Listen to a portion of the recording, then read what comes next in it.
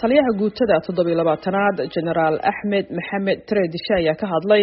weerarkii ismiidaaminta ahaa ee shalay al-shabaab ay ku qaaday xero ay ciidamada militariga dowladda federaalka Soomaaliya leeyihiin oo ku taala meel u dhow garoonka weyn ee ciyaaraha Stadium Muqdisho. wariyaha VOA Xasan Kaafi Cabdiraxmaan Qoyste ayaa goor dhaweyd la kulmay taliyaha waxaana uu ugu horeyntii weydiiyay sida ay wax u dhaceen. arrintaani waxay ku dhacday waa wax dhici rabay oo mar walbana dhaca magaaladana ka dhaca waa soo dhuntaan nimanka la yiraahdo al-qaacidada ah ee al-shabaab waa niman oo darbiga ka soo boobooda oo mar walba waa la iska ceeriyaa waana la dilaa saasay maxaan ku yiraahdaa ay dhibaatadii dhagartii ay maleegi jireen ay ku soo maleegeen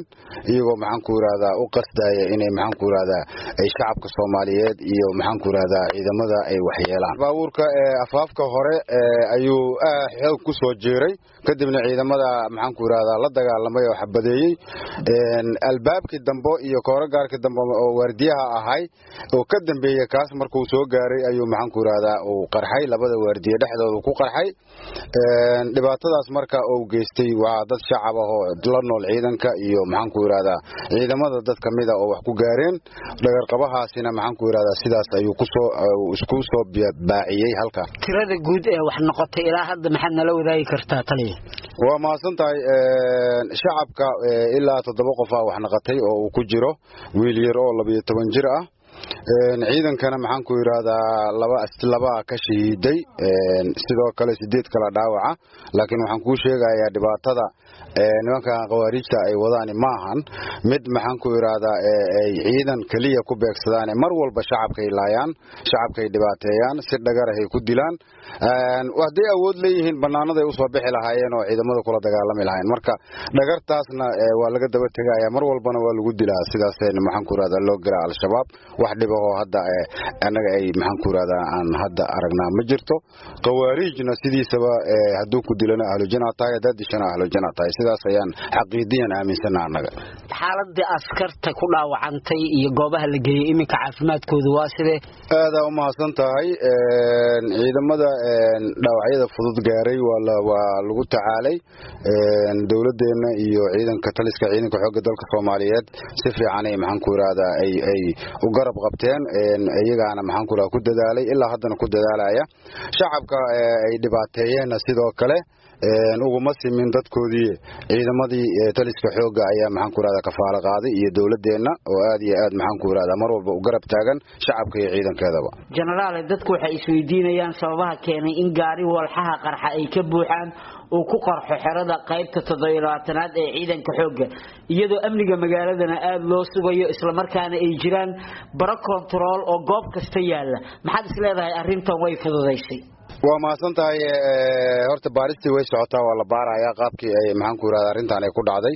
laakiin waxaan rabaa inaan kuu sheego nimankan qawaariijta mar walba waa dhuudhuuntaan marka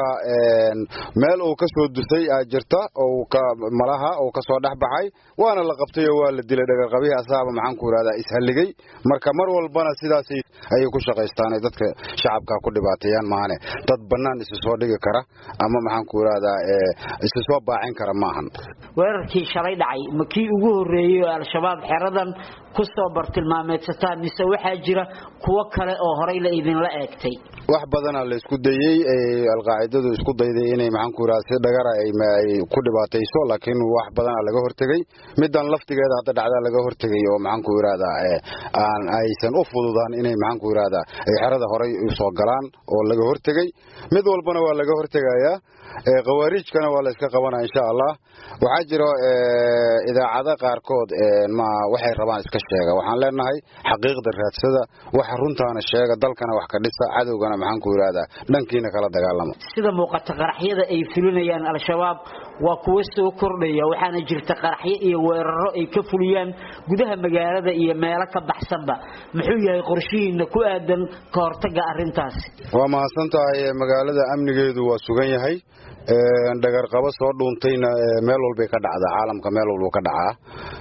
laakiin waxaan hadda ku sheegayaa oo xaqiiqo ah amniga magaalada madaxda waa sugan yahay amniga maxaan ku raaxay xerooyinkuna waa sugan yahay shaqada maxaan ku raada ciidamada booliska ama ciidamada amniga oo dhan ay wada hayaan waa shaqo aad iyo aad u heer sare ah hadda shaqo badanna waa la qabtay aad iyo aad kuwa farmaha hore jirana haddii aysan maxaan ku yiraahdaa farmaha dhibaato ku gaarin cadowgaani maba isku soo dayeenba inuu meelahaas oo shacabka Soomaaliyeed ku laayo oo qarax iyo wax masiiba ku laayo waxa ku dhacay khasaaro weyn oo ciidamada xoogga dalka Soomaaliyeed farmaha jooga ay gaarsiiyeen cadowga saasa keentay inuu shacabku u soo dhuunto taasna waa dhagar qabe soo dhuuntay ciidamada amniguna mar walba u taagan yihiin waxaana ku sheegaa amniga magaalada waa sugan yahay taliyaha guutada 27aad General Ahmed Mohamed Tredishe ayuu ahaa oo u waramayay wariyaha VOA Xasan Kaafi Cabdiraxmaan Qoyste